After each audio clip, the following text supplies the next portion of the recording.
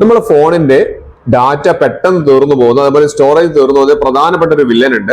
അത് ഞാൻ കാണിച്ചു തരാം. നിങ്ങൾ ആ സെറ്റിംഗ്സ് ഒന്ന് പോയി ഞാൻ പറയുന്ന പോലെ നിങ്ങളൊന്ന് ചെയ്തു വെച്ചാൽ നിങ്ങൾക്ക് നല്ല രീതിയിൽ നിങ്ങൾക്ക് ഡാറ്റ ലാഭിക്കാം. നമ്മുടെ മൊബൈലിൽ നമ്മൾ പല അപ്ലിക്കേഷൻസും ഉപയോഗിക്കാതെ തന്നെ നമ്മുടെ ഡാറ്റ പെട്ടെന്ന് തീർന്നു ഒരു പ്രശ്നം വരും. ഒരു 1.5 GB ഡാറ്റ ഒക്കെ പെട്ടെന്ന് തീർന്നു പോകുക, സ്റ്റോറേജ് തീർന്നു, അങ്ങനത്തെ പല പ്രശ്നങ്ങളും നമ്മൾ ഫേസ് ചെയ്യാറുണ്ട്. അത് നമ്മൾ ഒരു മെയിൻ ഒരു കാര്യം ഞാൻ കാണിച്ചു തരാം. നമ്മൾ പ്ലേ സ്റ്റോർ ഉണ്ടല്ലോ, ആ പ്ലേ സ്റ്റോർ ആപ്ലിക്കേഷന്റെ മേലെ ലോങ് ആയിട്ടൊന്ന് പ്രസ് ചെയ്യുക, നല്ലപോലെ ഒന്ന് പ്രസ് ചെയ്യുക. അപ്പൊ നമുക്ക് മുകളിൽ ഒരു ഐ ബട്ടൺ കാണുന്നില്ലേ, ആ ഐ ബട്ടണിൽ ഒന്ന് ക്ലിക്ക് ചെയ്യുക. ഇത് വളരെ നല്ലൊരു ഓപ്ഷനാണ്. അതിൽ 2-3 സെറ്റിംഗ്സുകൾ നിങ്ങൾ അതുപോലെ ഇത് ചെയ്ത് വെക്കുക.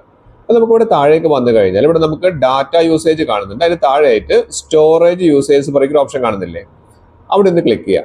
അവിടെ ക്ലിക്ക് ചെയ്ത് കഴിഞ്ഞാൽ നമുക്ക് 2 ഓപ്ഷൻസ് വരുന്നുണ്ട്. ക്ലിയർ ഡാറ്റ വരുന്നത് അവിടെ തുടരുത്. അതിന് തൊട്ട് താഴെയായിട്ട് ക്യാഷെ പറഞ്ഞ ഒരു ഓപ്ഷൻ കാണിക്കുന്നുണ്ട്. ഒരു 18.5 MB ആണ് കാണിക്കുന്നത്. അപ്പൊ നമുക്ക് ഇവിടെ ക്ലിയർ ക്യാഷെ കൊടുക്കാം. ആ ക്ലിയർ ക്യാഷ് എന്ന് കൊടുത്തു കഴിഞ്ഞതിന് ശേഷം നിങ്ങൾ ചെയ്യേണ്ടത് അടുത്ത സ്റ്റെപ്പ് എന്ന് പറഞ്ഞാൽ ഒന്ന് ബാക്ക് ചെയ്യുക എന്നുള്ളതാണ്.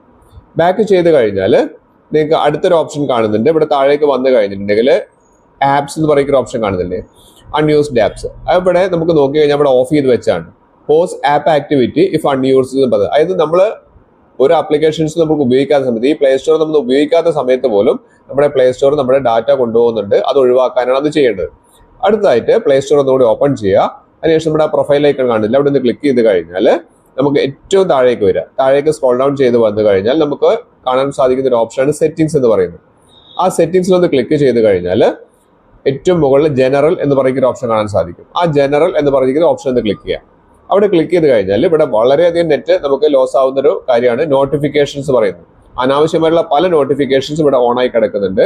ഇവിടെ കണ്ടില്ല അപ്ഡേറ്റ്സ് അവൈലബിൾ, നമുക്ക് അപ്ഡേറ്റ്സ് വരുന്നുണ്ട് എന്നുള്ള കാര്യങ്ങളൊക്കെ നമ്മൾ അറിയിക്കുന്നതാണ്. അത് ഒഴിവാക്കുന്നതാണ് നല്ലത്. അതിന് പകരം എന്താ ചെയ്യേണ്ടത് കൂടി ഞാൻ പറഞ്ഞുതരാം. അടുത്തായിട്ട് അപ്ഡേറ്റ്സ് കംപ്ലീറ്റഡ്, അപ്ഡേറ്റ് ചെയ്തുകൊണ്ടിരിക്കുന്നത് കംപ്ലീറ്റ് ആയി എന്നുള്ള നമുക്ക് നോട്ടിഫിക്കേഷൻ. ഇതിനൊക്കെ നമ്മുടെ നെറ്റ് അല്ലെങ്കിൽ ഡാറ്റ നല്ലപോലെ പോകുന്നുണ്ട്.